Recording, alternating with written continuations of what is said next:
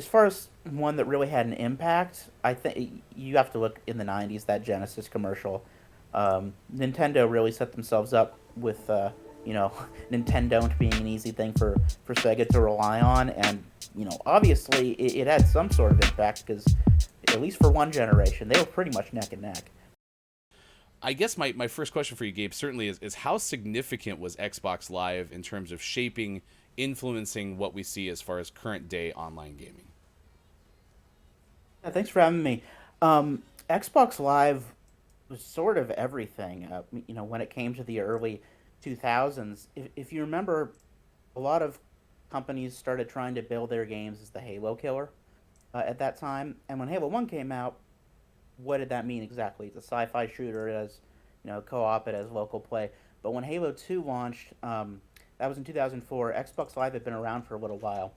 Everyone after that point knew they needed to try to compete with some sort of online service. And when it came to PS2 and GameCube, there wasn't that much. There were some modem sort of attachments, but Microsoft really sort of got the ball rolling on everyone making online multiplayer a priority, and obviously we still continue to see that today.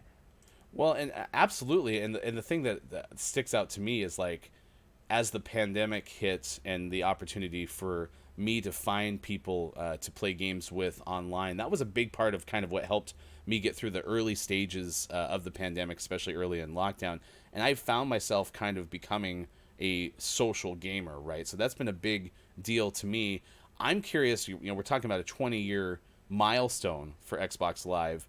What might be ahead? Do you have any idea how, potentially the next big innovations in terms of online gaming might be, whether that's specific to Xbox or otherwise? Yeah, I think again Microsoft is kind of a little bit ahead of the curve in this in the cloud gaming service that they offer through Game Pass Ultimate.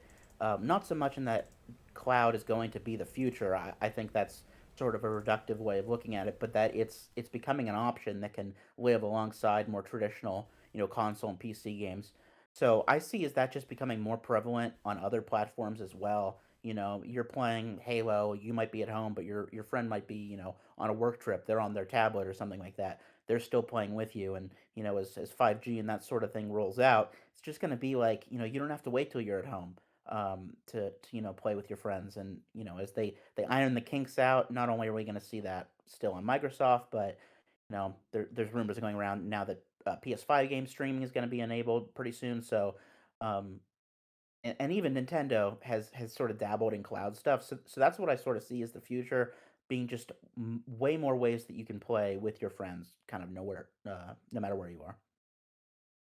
Our guest on Gaming Morning Show is Gabe Gurwin, the SEO editor for GameSpot. You recently wrote the best video game commercials of all time, and I'm curious, as you kind of looked at that list that you compiled, what do you think is in fact the best, if not maybe one of the best two video game commercials of all time?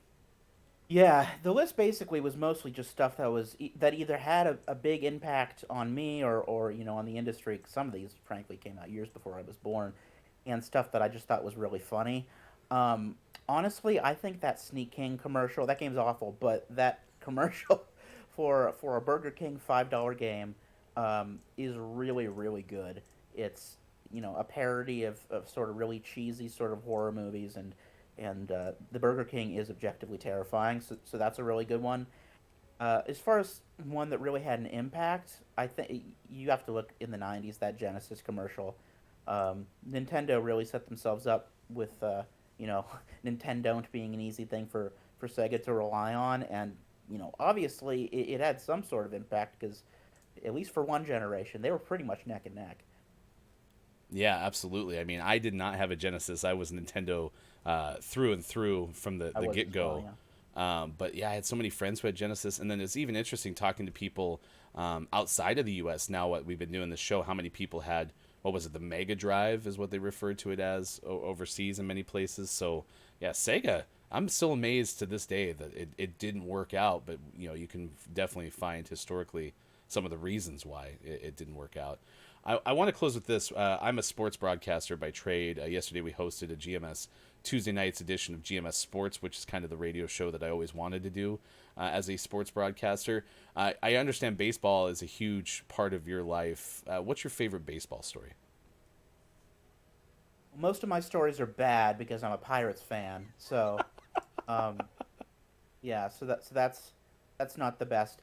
Oh man, it's a sad story because it ended in a loss. But there was a Pirates game. I want to say it was about 10 years ago that lasted like 24 innings, something like that, something crazy. It was against the Braves. Um, and I think that game was sort of, for me at least, the turning point in needing to have video review. Um, I'm still sort of not sure I like it in balls and strikes, but basically the game ended with our catcher at the time um, clearly tagging a guy as he slid into home, and the ump, I won't say his name, but you can look it up. Uh, he he called him safe, and the game was over, and it probably would have continued for another like 10 innings because no one could make a dent. Like long reliever had already pitched like 6 innings at that point, and he said he was going to go further. So watching that game as a marathon, I think is one of my favorites. I just wish it would have ended better. Yeah, those games are always a lot more fun when they end up on your side of things. Gabe Gurwin is the SEO editor for GameSpot. You can find Gabe on Twitter at Gaming Angel Gabe. Thank you so much for spending time with us this morning and giving us some insight into the world of Xbox.